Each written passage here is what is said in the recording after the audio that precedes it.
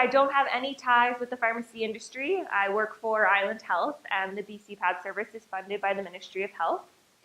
So for this education topic, our group of pharmacists partnered with Dr. Blondell Hill and the group Do Bugs Need Drugs when reviewing the evidence and literature and information on this topic. This has been something that we've actually been going around the province and educating staff at different facilities on this topic. So it may be something that you have heard from either myself or one of my colleagues on the island, Jennifer Carefoot. We've been going around locally and providing education over the past year on this topic. So you may have heard some of this information before. So the objectives for today is to talk about how can you tell the difference between asymptomatic bacteria and a bladder infection. We're also going to talk about what the usefulness of urine tests are and what they can tell you, and also a bit about the risks of antibiotics, and then finally we'll end with the treatment of bladder infections. So first, I just wanted to see how many of you have heard of the term asymptomatic bacteria before. So I see a few hands, perfect. So I'm just going to go over the definition to make sure we're all on the same page. So asymptomatic bacteria means that there's bacteria in the urine without signs or symptoms of a bladder infection. And so it's an old teaching. We used to be taught the urine's sterile. That's actually not the case. There can be bacteria present in the urine that's not causing any harm. So it's a colonization state. Just like we get bacteria on our skin and in our guts, you can also get it in your bladder. It's just living there and it's not causing any harm to that individual. So it doesn't mean that there's an infection and it doesn't need treatment. So my next question for you is, how many older adults do you think have bacteria in their urine that's not causing any signs or symptoms? A lot, yeah. So it does depend on a few different factors. So it depends on the age and the gender, and then also if they have a catheter or not. So as you get older, it gets more and more common. So women over the age of 65, it's about 20%, and then men, it's always a little bit less at 10%. For women over 80, it's 50%, and then for men, it's 30%, and then if someone has a long-term indwelling catheter, it's almost essentially 100%. So you have that constant opening from the outside environment into the body. It's just so easy for that bacteria to get in there and colonize. So they're essentially almost all going to have bacteria there. And so if you went right now to your respective facilities and you did urine tests on all the women over 80, and you just did dipsticks or something for your analyses, half of those tests are going to come back positive. Because when there's bacteria there, even though they don't have any signs or symptoms of an infection, that urine test is still going to show that bacteria there. So the next couple slides that I have are just some myth versus truth scenarios. So one of the common myths that I hear is that positive leukocytes or positive nitrates means that they have a bladder infection. But that's not actually the case, because they could just have that bacteria there that's not causing any signs or symptoms. So we don't actually need to treat if they don't have signs or symptoms. So we always need to think back to what are the signs and symptoms that the patient has, and then be getting urine tests after the fact. So it's always centered around how's the patient doing clinically, how are they feeling, and then look to urine tests to confirm that there's bacteria and that we're going down the right diagnosis path there. So the next myth versus truth falls on the same lines, that if there's white blood cells there, that means that there's an infection. The white blood cells just could mean that there's inflammation. It could also just mean that someone's colonized with bacteria. It doesn't mean that there is necessarily an infection. And then the last myth versus truth that I have for this section is that cloudy or foul-smelling urine means that it's a bladder infection. So your urine could be cloudy or foul-smelling for a number of different reasons. So I have a few of them listed here. So if someone went and ate a lot of asparagus, their urine's going to smell pretty bad. Also, if they're dehydrated, When it gets really concentrated, it also starts to smell pretty bad. Hygiene, medications. So there could be many different reasons why someone's urines change character. And also, even if they just are colonized with bacteria, so if they have this asymptomatic bacteria, that could also be the reason why their urine has changed and is cloudy or foul smelling. So just to kind of put as a bottom line, we don't want to be getting urine tests just based on the appearance of the urine. So just because it changed, it doesn't mean that we want to be testing it. We want to, if you see a change, you then just want to ask more questions. So talk to the patient. How are they feeling? Are they at their baseline? Are they where they normally are? Well, then we don't need to do any further investigations. And then if you are asking more questions and they're showing signs and symptoms of a bladder infection, then you need to go down that road and pursue further tests. So always thinking about what are the symptoms that the patient has and not acting just on what the urine looks like. All right, so I put this up here just to show the evidence. So some of you may say, well, are you sure, like bacteria, like I just don't want them to get a kidney infection or to get urosepsis, like, oh, I'm still concerned that there's bacteria there. But they've studied it and they've looked at if we take patients who have this colonized bacteria in their bladder and we give them antibiotics versus not giving them antibiotics, do the people who get the antibiotics, do they eventually do better?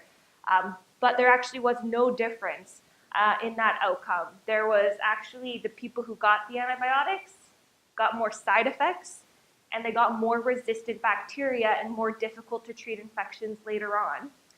And there's actually been some evidence and information out there that when people had a bacteria that was colonized in their bladder, they had less recurrent bladder infections because that bacteria claimed that territory. So when other bacteria tried to come in to cause an infection, it actually acted as a barrier to keep the other bacteria out. So there's been even information that it might actually be beneficial for some people as well. With all that being said, there are two populations that we do treat, and you're most likely not going to, well, you're not going to see the first one in your practice, in residential care, pregnant women. And then the other population, most of the time, they're going to be treated once they're at the hospital, and it's for those who are undergoing bladder surgery. So it makes sense if you're operating on the area, you need to get rid of the bacteria just to be sure you don't cause an infection from the surgery. So that's the only time we treat it. Everyone else, we don't. We don't, even the immunocompromised or anybody else, we don't want to be screening and we don't want to be doing urine tests unless we have signs and symptoms, because when we see that positive test, we feel a need to treat it because we have that association bacteria is bad. So best just not to do the test unless you're sure that they have a bladder infection, which is what we're going to go through now. So I just thought I'd ask what symptoms come to mind for bladder infections. If anyone wants to just shout some out. Fever, burning, Bacteriuria. Perfect. All right. Sounds good. So I heard two different kind of categories of symptoms. So I heard fever, burning, urgency, blood, and then I heard some behavior change and confusion. So we're going to divide these symptoms into two different categories. So there's the specific bladder symptoms, and when you have those specific bladder symptoms, that's kind of like your slam dunk, yeah, I need to get that urinalysis, I need to go down that path. And then there's the non-specific symptoms where you need to think about some other things before you start getting that urine test. So we're going to run through the specific ones first. So for specific ones, I'm actually going to fast forward to this slide. So when we're looking at specific signs of a bladder infection, we're looking for, so fever is just a sign of an infection in general. So if you have just a fever, you need to be pairing it with something else that's telling you it's the bladder. We don't want to jump right to the bladder if they don't have these other kinds of symptoms, because it could just be a different kind of infection. It could be a chest or skin or gut, so we need to think about the other possibilities. So if you see these other ones that are more specific, then those are the ones that we're thinking, okay, yeah, definitely bladder. So the flank pain or the suprapubic pain, the pain on urination, the urgency or frequency, blood in the urine, or new incontinence. So thinking about these kind of symptoms and making sure that the patient has a combination of them, and then that is what we're considering to be the true sign that they have a urine infection and that we want to go down that road. By hematuria, do you mean frank blood in the urine, or the dipstick that says there's blood? So frank blood, that you're actually seeing the frank blood. And yes? With these symptoms, did you include both cystitis and pyelonephritis? So that is just cystitis symptoms. So the pyelonephritis symptoms is when someone's starting to get more of that back pain feeling. So if you have someone who is experiencing that, then that's actually going to be, you're going to need different antibiotics. I'm mainly going to be just chatting about the bladder infection component and not the kidney infection component. So if someone is reporting lower back pain with these symptoms, then that's a more serious infection. Exactly. The reason why I asked, fever and flank pain is more inconsistent with pyelonephritis than cystitis. Mm-hmm. Yeah. So fever, they're getting more of a potentially systemic infection. And I also put this slide up here from Towards Optimized Practice just to talk a little bit about people with catheters. So people with catheters, it can be very difficult to know exactly what's going on because the catheter is draining the bladder for them, so they're not going to have that frequency or urgency that you start to see when people who don't have a catheter. And so for those who have a catheter, I also mentioned at the beginning, almost all of them are colonized anyways. So when you do a urine test, that urine test is going to come back positive. So how do you know what's going on with that individual? So it's really important to also think about what other infections that could be going on. So the first step here on the slide is ruling out what other infections could be contributing to their symptoms, and then looking for, like, if they have a new delirium or fever or the suprapubic pain is kind of a bit more specific for the bladder, that we would be thinking along the lines for bladder. But just want to be making sure you check for the other possible infections that could be going on, because the bladder, because the result's going to be positive, it might lead you down that path and you might treat that, but the infection was actually somewhere else and we missed out and gave them potentially the wrong antibiotics and missed the real diagnosis there. All right, so non-specific symptoms. So I know our elderly don't always present very clearly. They don't always have all these nice checkbox signs and symptoms. Sometimes they present more confused than their baseline, or you notice a behavior change, or they're falling, and you're seeing these symptoms, and you have to do detective work to figure out what's going on. And so the first myth that I have here is that falls or change in mental health status in elderly equal a bladder infection. But really, it's one of those things where it's only one potential of what could be causing it. So it is important to think about all the other possibilities that could have led this person to have a behavior change, to have confusion, or to have fallen, or whatever the non-specific symptom is. So I have a list here of some of the different things to consider. So our elderly patients are chronically dehydrated. So hydration is so important to push fluids. Even if they have a bladder infection, hydration is so important. So getting them to increase their fluid intake is something that is very important for these patients. Changes in medications. If you've added something or taken something away, that can be a big reason for changes in behavior, changes in cognition, and falls and things like that. So always reflecting, have we changed anything in their care that could have contributed to this change in their health status? And then also there's trauma, low oxygen. If you have diabetics, how are their blood sugars doing? Thinking about pain. So some people who aren't able to communicate very well Sometimes they get more aggressive, but it's because they have this underlying pain that's not being controlled and they don't know how to verbalize that, so it comes out as this change in behavior. And then, as I already mentioned, all of these potential other infections, so thinking about the chest infections, the skin infections, the gut infections, what else could it be?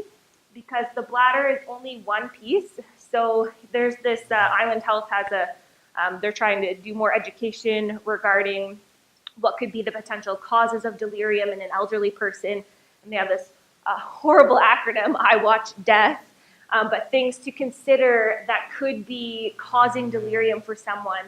And when you look at it, infections is just one little piece of this puzzle, and then bladders is just one off branch of what that piece. So when we jump to the bladder first, well, actually, I'll talk about that in a second.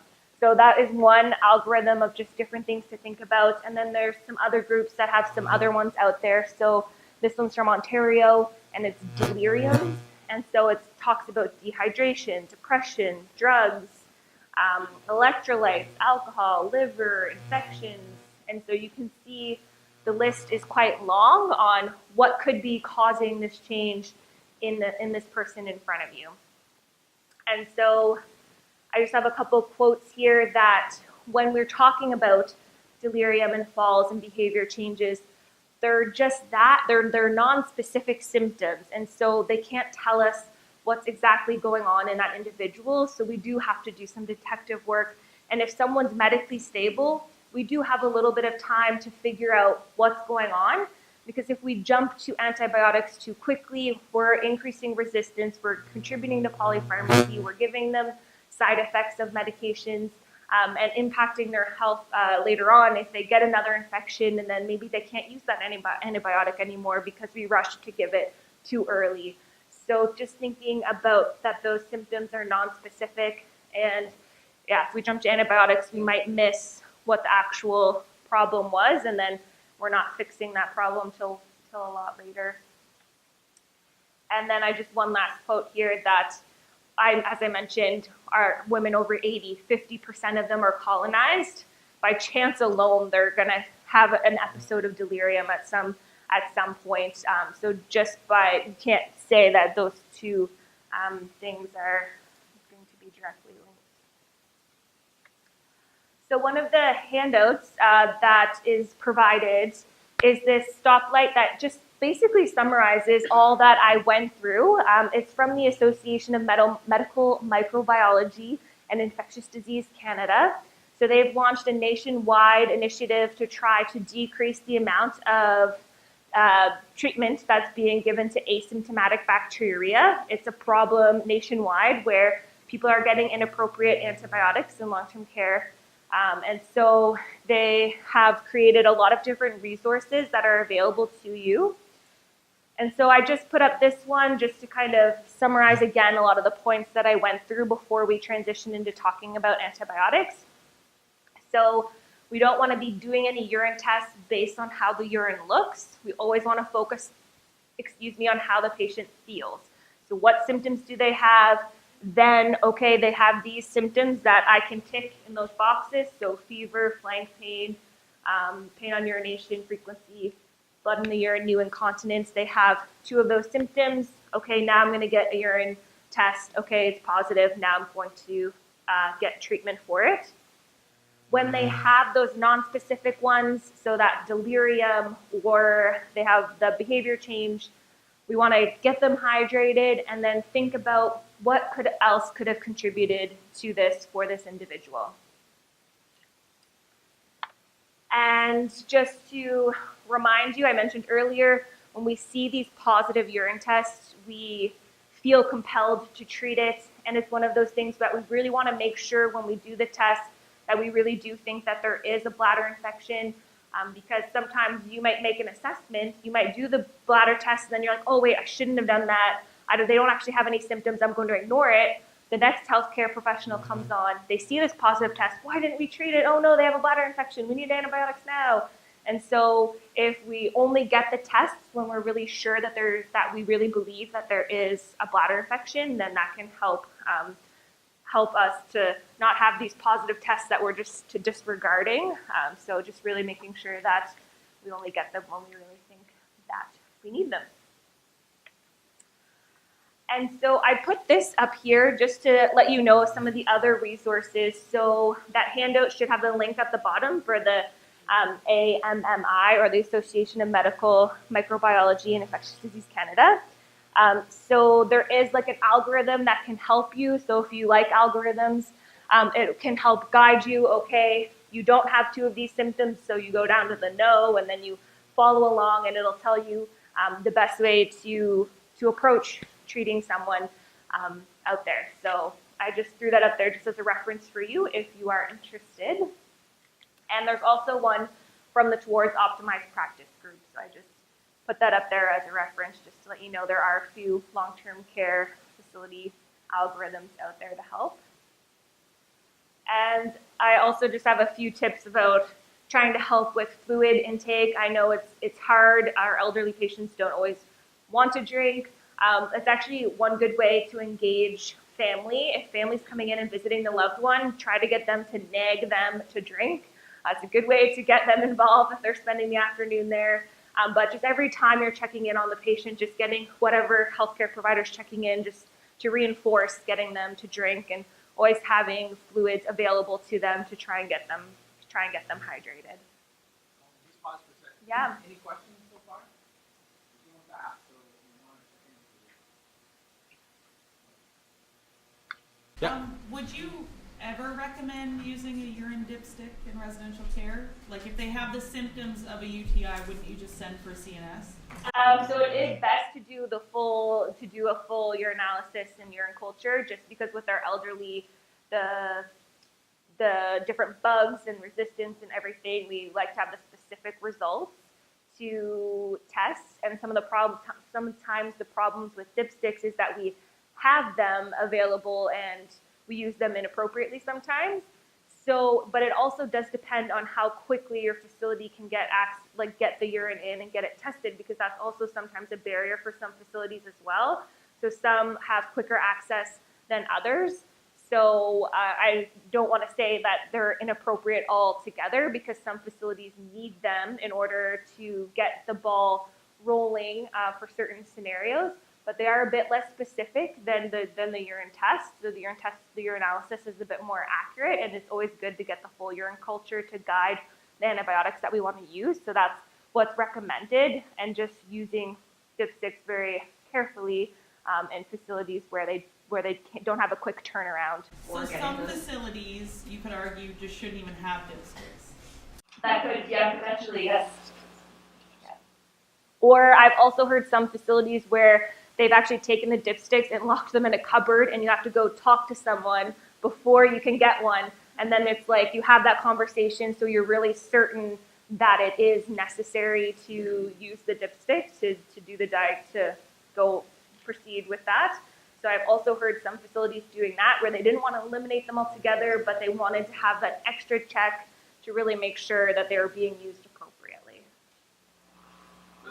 Yeah. What about E. coli in the urine? Yeah, so someone can be colonized with any kind of bacteria in the urine. It can be a really resistant. It could be something like an ESBL, which is really resistant E. coli, or it could be skin stuff that you normally see, or contaminants and things like that.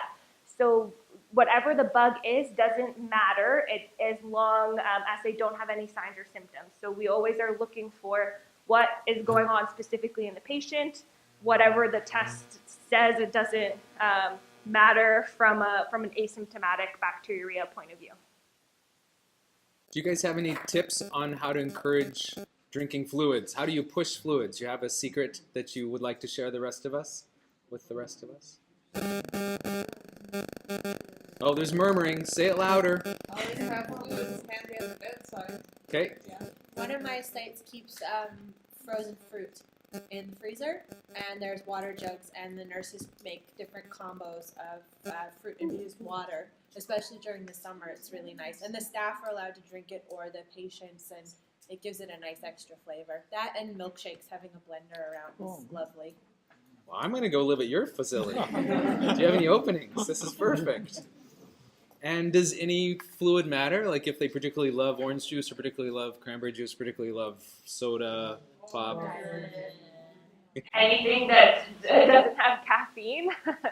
So caffeine acts as a diuretic and kind of negates it makes them pee more and they don't get the same hydration. So best to have anything without caffeine, and then always thinking about if they're diabetic or whatever else, sugars and things like that. Excess aren't good, but we do want to get them hydrated. So if they're very fussy about what they drink, giving them something is better than nothing. About sweet and low or sugarless juices that you do, that they're not necessarily that great for hydration? I haven't read any literature or information on it, so I can't comment for sure. What about cranberry juice or cranberry cup? Yeah, so I actually have a couple of slides on that at the end, so I'll touch on that in a second. All right, so just before we jump into treatment, I just had two little cases that were published in JAMA Internal Medicine that I thought I would just quickly chat about, just kind of to solidify a lot of the points that were already discussed. So the first one is misanalysis of urinalysis. And so this was a 60-year-old woman who came into Emerge, and she came in because she was going through opioid withdrawal. She had lower back pain, and she had decided to stop her narcotics cold turkey and then was going through this opioid withdrawal. So when she came in, they knew exactly what was going on. They diagnosed her, but because she was in Emerge, they did a chest x-ray and a urinalysis. And that urinalysis came back positive for bacteria. So they were like, oh, by the way, while you're going through this opioid withdrawal, you also have a bladder infection that we need to treat. So they then gave her antibiotics, and they actually sent her on her way. She went home. 3 days later, she was having severe diarrhea, going more than 10 times a day, spiked a fever, back in hospital with C. diff. So this lady didn't have any signs or symptoms of a bladder infection. She didn't need to get a urine test or anything done. The urine test, that everyone acted just based on what the urine results were, and then she got inappropriate antibiotics and then ended up with C. diff. So our antibiotics aren't benign medications. They do have risks with them. And so it's always important to really focus on what are the patient's symptoms before getting those urine tests. The second case, challenging the culture of culturing, is an 80-year-old man in residential care who had a long-term indwelling catheter and been flagged as one of those people who has recurrent UTIs that are very resistant to antibiotics. He started experiencing falls at his facility, and then they said, oh, we gotta check the urine. He always gets recurrent bladder infections, that's why he's falling. They checked the urine. It was really resistant bacteria present, and they actually gave him imipenem. He was on imipenem for 7 days, and he was still falling at the facility, and they said, okay, well, we're gonna send him to Emerge. We don't know what's wrong. We gave him antibiotics, he's not getting better. In Emerge, they were reviewing his medication history. 2 days before the fall started, he had started donepezil or Aricept for his Alzheimer's. It had lowered his heart rate, and that's why he was falling. And so he was colonized with something because he had the catheter, acted on that, and didn't think about what else could be causing this non-specific symptom. So falls, delirium, behavior, thinking about medications, thinking about what else could be causing it. So this is just another case, and these were both just published last year, real-life cases that have been happening and just goes to show how important it is to really be looking for those specific signs and thinking about the other possibilities out there. All right, to transition into the treatment of bladder infections. So we already chatted about this. So I just had mentioned it is good to use the urinalysis and do urine cultures for patients in residential care just because of A lot of our older adults tend to have different bugs than our younger adults, and they also tend to have a lot more resistance, and also tends to be a more complicated bladder infection, which all these factors impact what antibiotics we choose. And so I just listed the common bugs. So E. coli is the most common bacteria, and that's true also for our younger women population. But for our older adults, the second most common bug is Klebsiella pneumoniae. And then I also listed some of the other bugs that are more common in men, such as Proteus and Morganella. And then when people have a lot of recurrent bladder infections, then that's when we start to see a lot of these different kind of bugs. So we start to see other gram-negatives, and then we start to see more gram-positives. And so it's really important to also know someone's history, because when we talk about the antibiotics that are out there, there's different ones that cover different things cover different bugs better than others. So we want to think about what antibiotic is the best one for that patient based on their history. So our patients in long-term care tend to have a more complicated bladder infection picture, and that's because they normally have one of these kind of different risk factors. So if they have a catheter in place, or if they have delayed or impaired voiding, such as from people with big prostates or something. Also, if they have uncontrolled diabetes, or if they're on any immunocompromising medications. And men are just a few of the reasons why someone's considered to be a complicated bladder infection. Some older women may present with a very straightforward, simple bladder infection. And so when we talk about antibiotics, sometimes those older women might be exception to some of the rules that we're going to talk about with antibiotics. So for empiric treatment, I have some options listed here. And so some of them may come as a surprise to you, because you may think, oh, these aren't necessarily the antibiotics that you see for complicated bladder infections in long-term care. So the first one I have here is amoxicillin clavulanic acid. So it doesn't have perfect coverage. So we are seeing a tiny bit of resistance on the island to E. coli with this medication. But if you have someone who has a history of gram-positives like Enterococcus in their urine, then this could be a good empiric option when you're trying to cover a bunch of different bugs. Cefixime is another option. So if someone has a penicillin allergy that wasn't like anaphylaxis, you could always go with a cephalosporin like cefixime. And that medication has its own hole. It doesn't cover Enterococcus, but it's really good for E. coli. So if you're thinking someone potentially has E. coli in their urine, or they don't have a history of those weird gram-positives, then you might want to go with that one. And then our Septra does have a few more holes and a bit more resistance with it.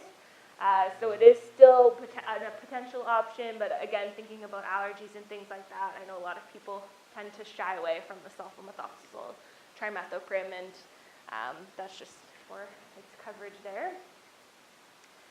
And so you may be thinking, well, what about ciprofloxacin? That's something that I see at my facility. So one of the problems with ciprofloxacin, and when we look at it, so I put up the local Vancouver Island antibiogram. So when you look at this, you see Cipro, oh, it has the green light. That's saying that there isn't much resistance to it, that this is a good antibiotic option. When we look at this data, we need to think about who gets bladder infections and who contributes to this pool of data. So there's some problems with antibiograms in that this data, the most common populations that get bladder infections are young women, and then also our elderly. So we get all this data from young women and our elderly contributing to these resistance rates. When we pull out resistance rates for our elderly patients in British Columbia, you see that there is a wide difference. So as 60 to 69, 25% resistance for Cipro to E. coli, and it just keeps going up to almost 50% when you're getting to your very elderly. So if there's almost 50% resistance, you don't want to be giving someone this antibiotic, and then there's half the time it might not be working because of resistance issues. So that's one reason why Cipro isn't the greatest empiric option. So before you have the urine culture test results back, Cipro, there may be some resistance issues for our older population. It's again one of those things where our older patients have been exposed to more antibiotics in their life, and there's just more likely to be resistance. Another reason to think about why you might not want to use Cipro is because of the side effects of the medication. So Health Canada and the US have released warnings about the medication. So it can cause tendinitis, tendon rupture, muscle weakness, and even different CNS side effects, even something like delirium. So this medication has a lot of side effects associated with it. We also have a lot of resistance in our elderly population. And so it's not really the best option to be using unless we need to. And sometimes when you get that urine test back, sometimes it might be the antibiotic you have to use based on the bug. But empirically, until we have those specific tests, it's something that we try to avoid. And it's something we try to avoid in simple bladder infections altogether, just because the risks of the side effect from the harms don't outweigh the benefits when we have other antibiotics that we could be using. And that also, these side effects, I think I'll just also mention, those also apply to moxifloxacin as well and the other fluoroquinolone antibiotics. And so they even say, really, we shouldn't be using them for simple chest infections either. We really should be trying to limit it to the more serious infections. And yeah, I'll leave it at that. So the other question you may be asking is, what about nitrofurantoin or macrobid? And so macrobid, it does have a few things to note about it. So one is that macrobid only gets into the bladder. It doesn't get into the blood, it doesn't get into the kidney, it doesn't get into the prostate. It only gets in the bladder. So if there's any thought that maybe that infection has moved past the bladder, then the medication's not going to work. So we've seen cases even in young women where they thought, oh, it's just a bladder infection, and then they come and they're admitted to hospital with full urosepsis because they were given macrobid and the infection had already got to their kidneys, and then it just keeps going because the macrobid can't get there to get rid of it. So it's something to be very important and to know and to ask about that back pain to make sure they don't have that kidney infection going on. Also, you need good renal function for it to work, which is a problem with our elderly population. And another piece on why macrobid isn't the greatest is because it's really, really great for E. coli. But as I mentioned earlier, Klebsiella is the second most common bacteria, and macrobid doesn't really work very well for Klebsiella. And it also doesn't work very well for Morganella and Proteus, which are the more common bugs that you see in men. And so it doesn't have, so if you have someone with a history of these other weird bugs, it again might not be the best option for them because it might not cover it. And so with all that being said, if you did have an elderly woman who has good kidneys and you're pretty sure it's going to be E. coli and it is a very simple, straightforward, uncomplicated bladder infection, macrobid might be an option for them. But that's just like the one patient population it might be okay for. And just thinking about if you are seeing it, if it was prescribed, following up with the patient and keeping an eye on them. In 48 hours, you should be seeing improvement in their symptoms. If the person's not getting better, be thinking, okay, maybe macrobid wasn't the best option for them. And that also goes if you did have someone on Cipro and then just be following up, okay, they're not getting better, maybe there's a resistance issue, maybe we shouldn't have picked this antibiotic for them. Yes? How good does the renal function have to be? So different resources will say different things. So if you look at the product monograph, it'll say If their creatinine clearance is less than 60, then you shouldn't use it. There have been studies with it all the way down to 40. So as a pharmacist, if it's above 40, I'd be allowing them to have it. But if it's less than 40, be going with something else. And then I think I'll mention here, so we'll talk a little bit about daily antibiotics to prevent future bladder infections. But just one thing to note, macrobid is not recommended. It used to be, but it's actually been linked with pulmonary fibrosis, and there's actually been people in British Columbia who've had to have lung transplants from being on chronic macrobid therapy. So it's no longer recommended. It's one of those things where we thought it was good, it only gets in the bladder, and guidelines and resources were recommending it, and then we found this harm after the fact, and now everyone's backpedaling, and we're no longer recommending it for prevention. Macrobid, nitrofurantoin. Yeah. And so I just thought I'd throw up here, this is just some of the usage of antibiotics for long-term care facilities. And the two most common ones are Cipro and macrobid. So just to put into context what we've chatted about. And so as I was mentioning with the macrobid, following up in 48 hours. So when you're treating someone with a bladder infection, you should start to see some kind of improvement in 48 hours. If they're not improving, then there's two different questions that you need to consider. So one is, did we pick the wrong antibiotic? Is this a resistance issue and this isn't working? Or two, did we make the wrong diagnosis and something else is going on? So like that gentleman in that case that I told you about who was falling, at 48 hours, if he's still falling, we should be thinking, okay, what else could be going on here because this antibiotic's not helping the situation, not waiting till day 7 and being like, okay, yeah, nothing's changed. So making that reassessment and following up at that 48-hour mark, you should see some kind of improvement. And then long-term prophylaxis is not recommended. It is a case-by-case scenario. There may be certain reason why you want to provide a preventative antibiotic to prevent bladder infections. So it's not a blanket, no one should ever get it. You definitely need to take it case by case.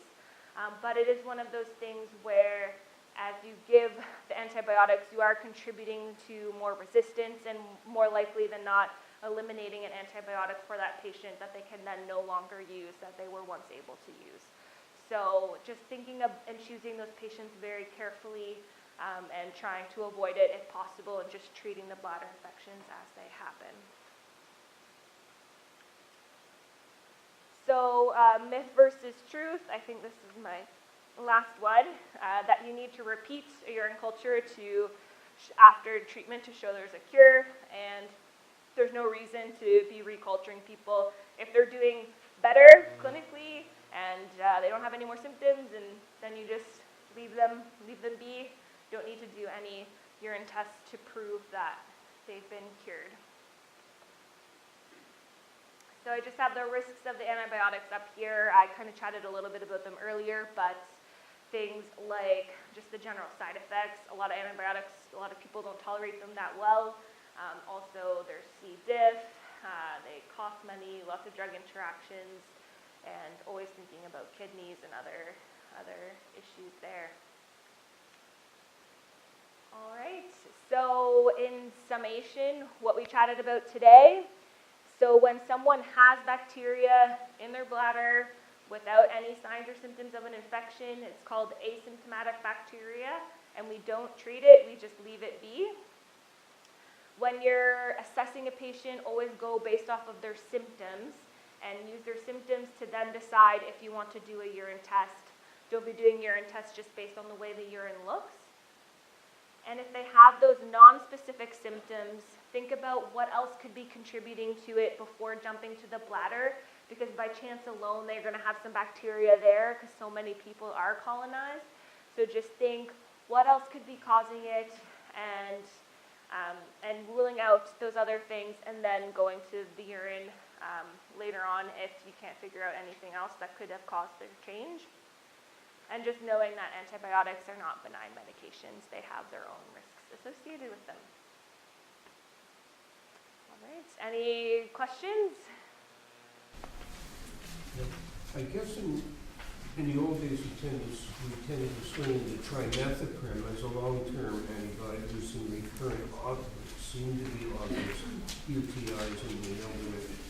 But I guess the idea of chronic treatment, like you mentioned, microbes and tossed out. And I guess I haven't heard that trimethoprim was tossed out, but I haven't used it for decades and so on. I guess they just tossed all that out and just tried to save the hydration and all the rest of it. Yeah, so if you are going to give an antibiotic for prevention, they do say using the sulfamethoxazole trimethoprim is the one to use if you deem it necessary, but just trying to avoid it altogether if you can is better, just because resistance normally comes out, and I know some other prescribers sometimes use other things, like I know some of the urologists like to try to use Cipro, but then we know all the side effects and risks and resistance with that as well, so they just tend to create more problems than benefit. Oh yeah, sorry, cranberry. I have them as the next hidden slides. Thanks for reminding me. So cranberry has been thought that it stops the bacteria from sticking in the bladder, and that would be how it works. When you look at the information out there, there's a lot of conflicting data. So there's some data that says it works, some data that says it doesn't. When you combine all that data together, the end result was that it didn't help to prevent bladder infections. However, the data is so convoluted. So some of the trials are looking at juice, some are looking at pills, and they're all in different concentrations. So even combining all this data, like you don't know, maybe there's one that works better than another. So it's one of those things where I don't ever tell patients that they should try it, that it's going to help them. But if they feel strongly and wanted to use it, I just think about what are the harms that could happen to the person.